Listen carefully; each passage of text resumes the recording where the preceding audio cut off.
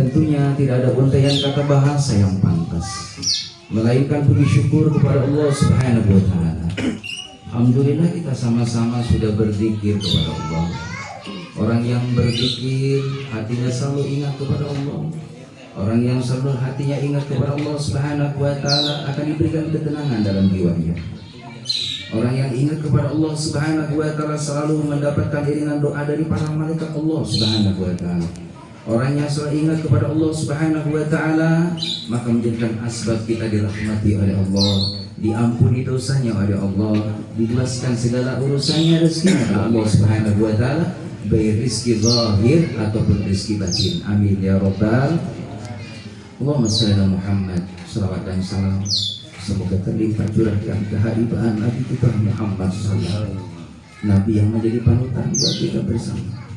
Kita bisa seperti ini adalah jasa dari beliau. Beliau mengajarkan tentang akidah, tentang ibadah, tentang akhlak.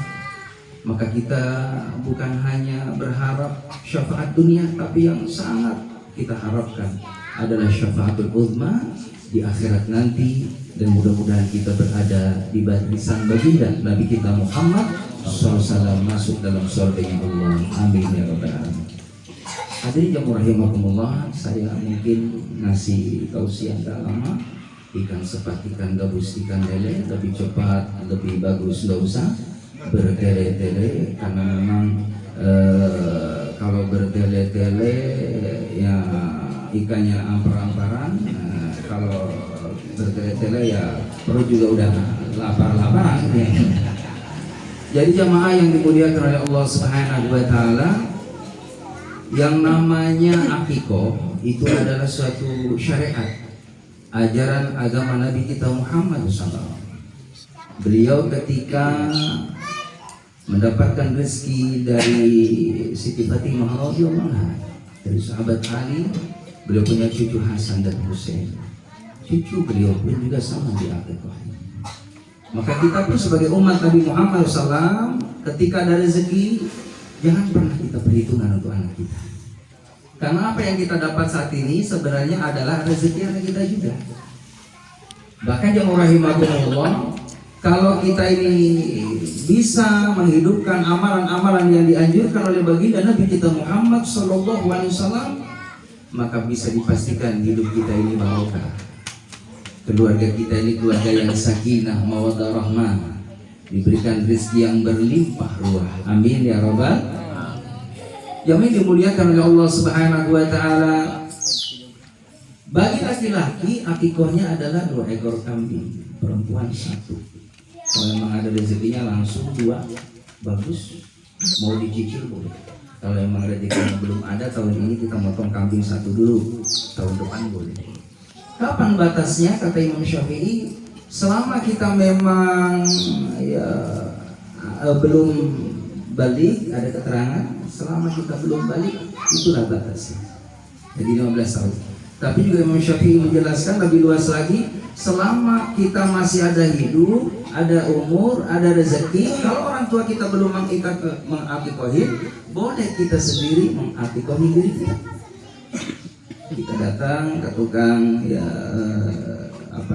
yang ngurusin masak akikoh, niatkan ini akikoh untuk diri saya, maka itu pun diterima oleh Allah Subhanahu wa taala, supaya terlepas daripada ya, tergadainya diri kita dari hadapan Allah Subhanahu wa taala. Jamaah dimuliakan oleh Allah Subhanahu wa taala, maka ketika kita orang tua sayang kepada anak kita, dan tentunya yang namanya sayang kita orang tua ini tidak ada batasnya. Maka ada ibarat pepatah, kasih sayang orang tua sepanjang jalan, kasih anak sepanjang, kalau bisa terus sudah sepanjang jalan juga. Amin ya rabbal alamin. Yang namanya kita nih orang tua, jamaah rahimahullah, sayangnya kepada anak luar biasa. Sayangnya luar biasa. Bagaimana jamaah rahimahullah, terutama ibu. Ibu yang namanya mengandung, bapak main atau nggak beres pak? Iya, ibu bu, masya Allah mengandung 9 bulan 10 hari. Capek, wahnan ala wahnin, berat bertambah berat yang namanya ibu, jamaah rahimakumullah. Makanya surga di bawah telapak kaki ibu. Makanya ketika ada seorang sahabat bertanya ke Rasulullah SAW, Ya Rasulullah, siapa dari kedua yang lebih aku utamakan? Baktinya, diriku kepadanya. Ummuka thumma abuka. Ibumu. Kenapa ibumu? Rahimahullah. Ibumu yang telah mengandung, ibumu yang telah menyusui, ibumu yang melahirkan, menyusui. Tiga ini hadirin. Mengandung, melahirkan, menyusui. Makanya ada lagunya begitu ya. Ibu, engkaulah wanita yang mulia, derajatmu 3 tingkat dibanding ayah. Kau mengandung, melahirkan, menyusui, ngandung lagi, ngelahirin lagi, nyusuin lagi, ngandung lagi, ngelahirin lagi, nyusuin lagi, ngandung lagi. Wah, terus saya 3 anak. Iya, 3 tuh. Tambah lagi 4. Banyak anak, banyak rezeki. Ya Allah. Maka ketika kita orang tua sayang kepada anaknya, siap anak kita akikoh, akikohin. Lalu tidak cukup akikoh saja. Alhamdulillah, hakul walid alal walad, haknya orang tua terhadap anak. Di samping mengakikohkan juga ayo sina ismahu, berikan nama yang baik. Kalau laki-laki sunnah kasih nama Muhammad, kalau perempuan Siti. Cuma nanya dulu ke Pak Ustadz, jangan kayak tetangga saya, biar matching, ayahnya namanya Basuki, istrinya Om Maria Baskom. Ada lagi yang rahimahumullah, suaminya namanya Pandu, istrinya Cici, biar matching Panci hadirin. Jadi nanya ke Ustaz, kasih nama yang barokah, ambil dari para wali boleh, ambil dari para nabi, Adam, Idris, Nuh boleh, atau malaikat boleh. Tapi kalau Jibril berarti apa Jibril? Iya, Mikail masih cakep deh, Mikail. Israfil jangan Israel nanti. Jangan tempat Israel, repot urusannya. Takutnya engkongnya lagi sakit. Nah ini cucu datang namanya Israel, lah kakeknya kagak dikasih tahu namanya, cucu namanya Israel. Israel datang mati hati. Jadi jangan orang yang mau ngomong, kasih nama yang bagus. Ayo sina ismahu, berikan nama yang baik. Karena derajat anak kita nggak ada yang tahu. Lah kita orang tuanya orang awam, Pak, bisa jadi anak kita jadi kiai. Lah anak kita dikasih nama Jebol. Saya pernah kirim doa. Sumaila khususon panin ben pentet, ada bantrok bin bulat nanti ada. Bekasi lagi. Ya orang yang makumullah, coba berikan nama yang baik. Ayo sina ismahu, Allahu Akbar. Bahkan kata Nabi nanti di akhirat orang yang pertama kali dipanggil akan dihisab oleh Allah orang yang punya nama yang bagus. Alhamdulillah. Nanya ke Pak Ustadz, Ustadz saya punya anak laki-laki, kasih nama siapa yang pantas. Cuma jangan nanya doang. Datang ke Pak Ustadz tadi yang dibawa plastik isinya apa ini. Lah sunnah Pak Ustadz, sunnah ke Pak Ustadz jangan nengok Pak. 3 kilo Iya 4 kilo salak jangan nggak ada ruginya ngasih Ustadz mah berkah.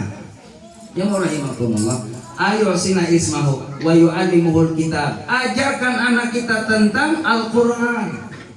Sebab kalau kita kenal Al-Quran, insyaallah manfaatnya dunia akhirat. Warisi anak kita jamu rahimahullah nih 3 nih. Kalau kita pengen sukses dunia akhirat, bisa dikategorikan orang tua sukses. 1, kalau anaknya udah sholat 5 waktu. Kalau anak kita sholat 5 waktu, udah kategori sukses orang tua.